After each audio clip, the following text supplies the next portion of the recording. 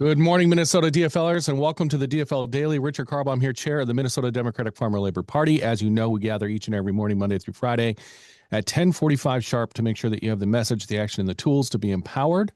So great to be with you today. That is my favorite holiday song, Bruce Springsteen singing Santa Claus is Coming to Town. So what a great way to start our Friday. I want to start off by saying a huge thank you to Darcy and Dane McKenzie. Last evening, they hosted a dinner in their home down the dinner was an auction item that was sold at the CD2 annual dinner this last fall. So I got to gather with Dane and Darcy. They made an amazing pork loin, Brussels sprouts, roasted sweet potatoes. It was really an amazing meal, a delicious soup.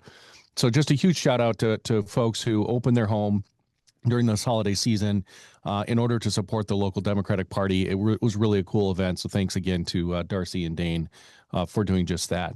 As we mentioned a couple of times this week, we're kind of working on some and playing around with the formatting of our DFL Daily. So we're going to mention events at the end.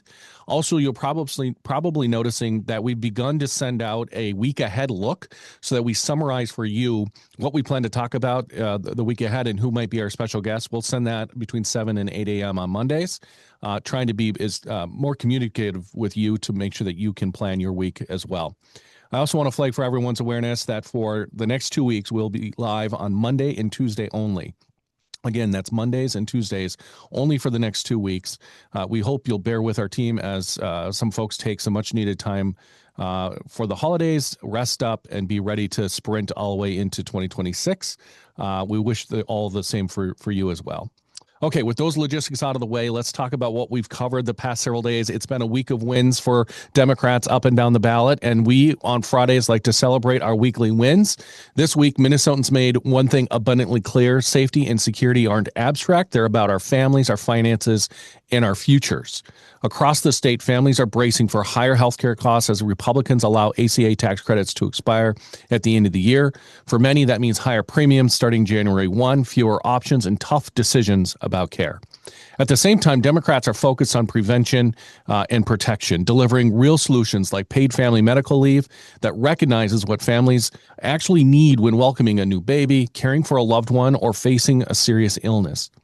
This week wasn't just about policy debates. It was about whether leaders step up early to prevent harm or wait until families are already paying the price. On Tuesday, Governor Walz announced two executive orders to address gun violence in Minnesota. One establishes a statewide council to coordinate prevention efforts. The other strengthens education around firearm safety, safe storage, and a proven step to protect kids and family. Again, both of these are all about making sure we're doing the research and using data to drive policy solutions to preventing gun violence. The governor also highlighted new polling showing that nearly 70% of Minnesotans support banning assault weapons like the AR-15, underscoring just how out of step Speaker Lisa Demuth in action is with public opinion.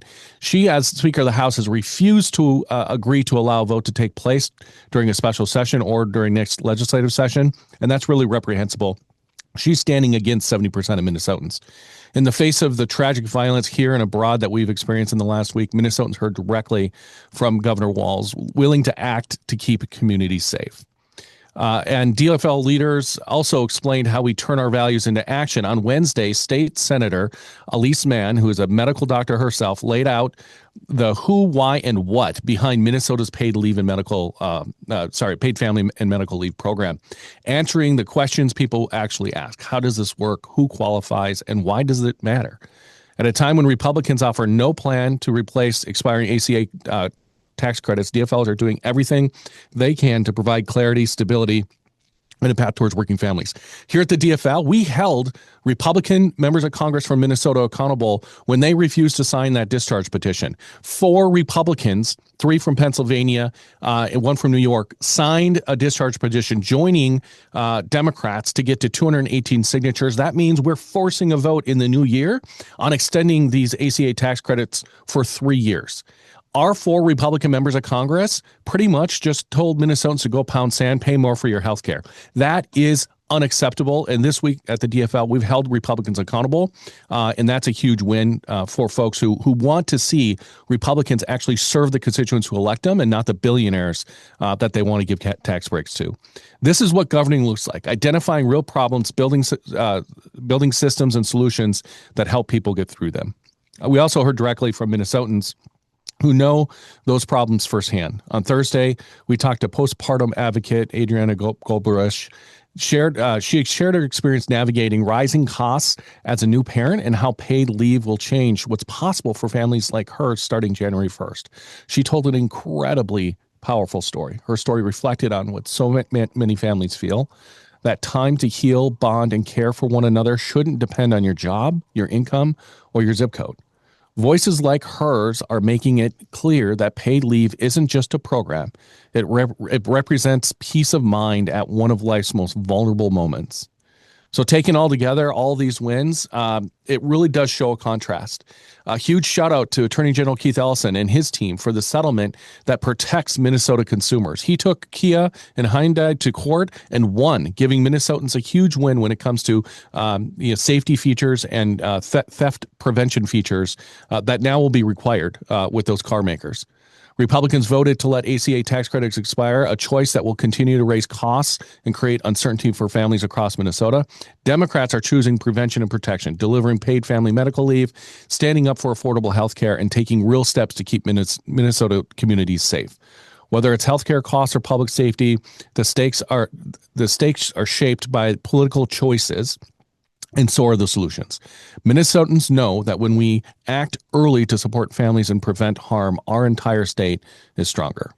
So let's talk about our call to action going into the holidays here over the next 2 weeks. If you listen to the DFL Daily, you know we're going to have a call to action, and we're going to plug you a list of events that we think you should show up to.